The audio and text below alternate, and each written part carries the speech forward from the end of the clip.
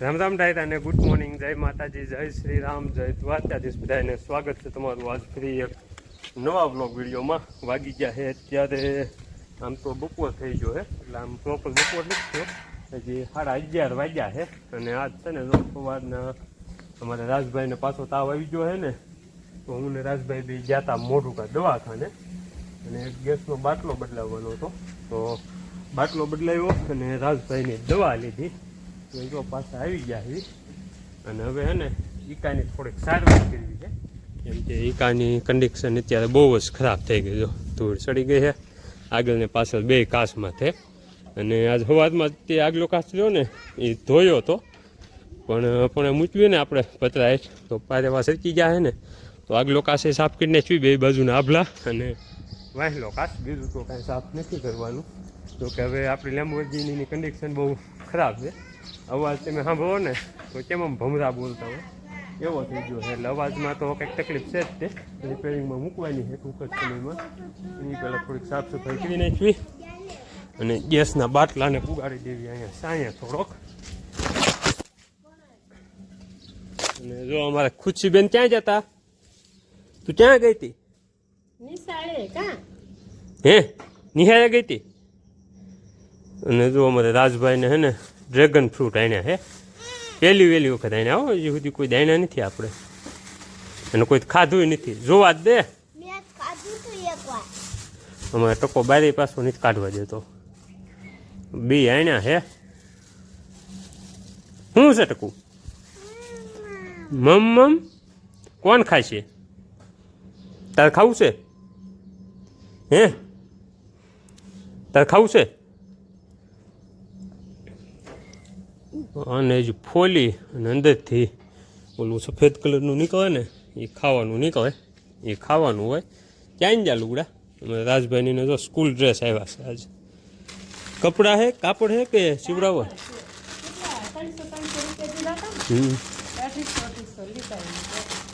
જો અમારે રાજભાઈનું અને આ જયભાઈનું બેના નામ લખીને જ કાપડ આપ્યા છે.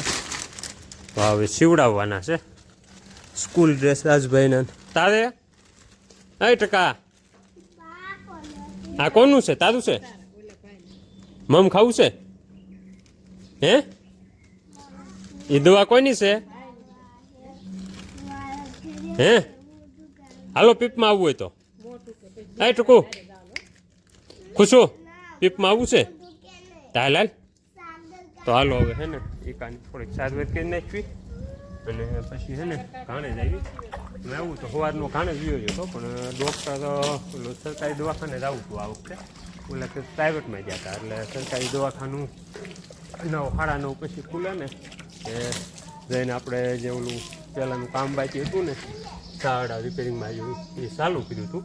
પણ પછી 9:30 પાછા કપડાને એવું બધું બદલાવીને પાછા ગયા હતા મોઢુકા. એટલે હવે હે ને થોડીક સાફ સફાઈ કરી નાખવી અને બાટલો એક ફિટ કરી દેવી.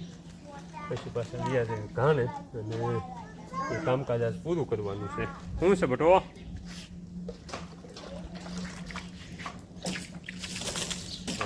પાછળ થઈ ગયું સાફ. આવડું આ પછી નિરાતે સાફ કરીશું. થોડોક આગલો કાચ સાફ કરી નાખવી.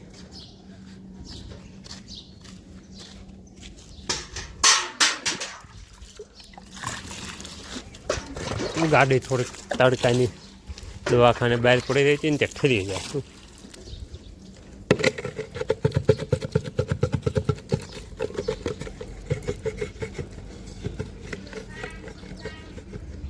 હા તકલીફ પડે. હાલો તૈયાર થઈ ગયો. આપણી લેમ્બોર્ગિની થઈ ગઈ છે નવી.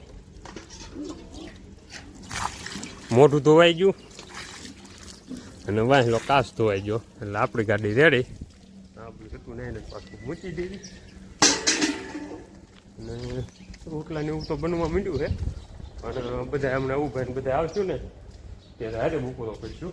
ભાઈ ઘીરે છે એને એટલે શરદી ઉધરા જેવું છે ને, તો એ એક નથી આવ્યો. બાકી આવું ભાઈ તમે કહો અને હું મારા બાપુ ને બધા ઘાણે હતા. હવે હે ને એક આ બાટલો ફિટ કરવાનો શીખી દેવી. શું છે તારે? રોટલા મીંડા છે બનવા.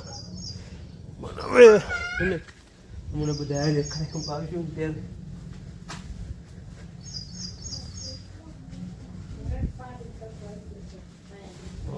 હે ને જૂનો બાટલો હે ને કાઢે અને નવો બાટલો ફિટ કરી દેવી.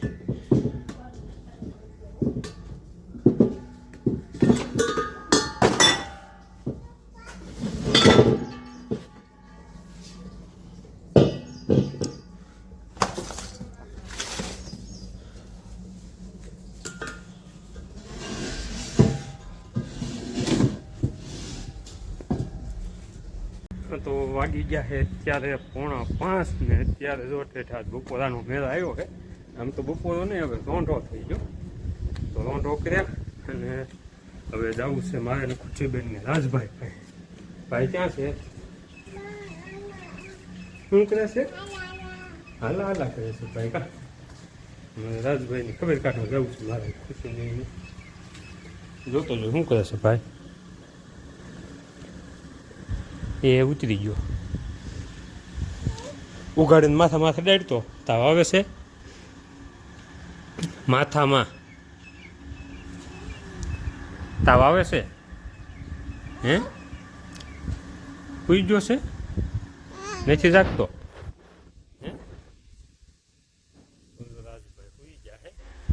અને આ છે ને આપણે ઘાણે જે અમુક માંડવી લઈને આવતા હોય ને એ પીલવામાં ન હાલે ગયું હોય જૂની સિંગ ને એવું હોય ને તો એ બધી આપણે ખેડૂત પાસે લઈ લેતા રહેશે.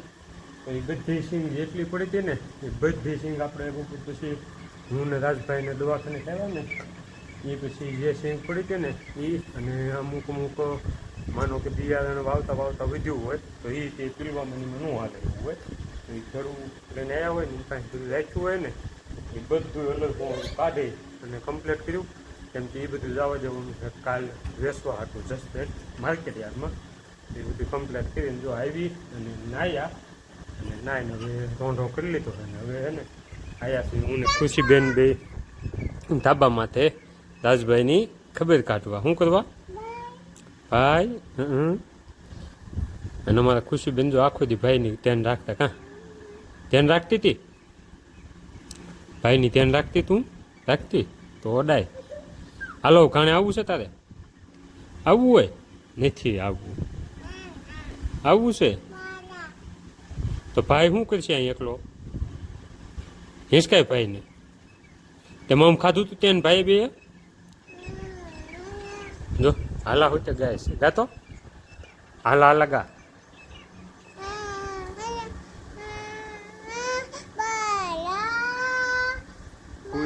હુઈ જા એમ કે ખુદ આવે કે જગાડે છે?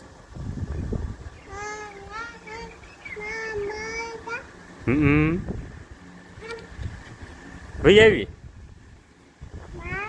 ભાઈ તો ડાયરો અત્યારે વાગ્યા છે 9:30 ને જો આપણે રોજના ટાઈમ પ્રમાણે બહાર આપણે મીટિંગ હાલે છે. અને આજ છે ને ડાયરો આપણે મીટિંગ આમ શું કહેવાય જાજો ટાઈમ આવેલી છે. એનું કારણ એવું છે કે આજ અમારે છે ને ડિબેટમાં ડિબેટ ચાલુ થઈ ગઈ છે.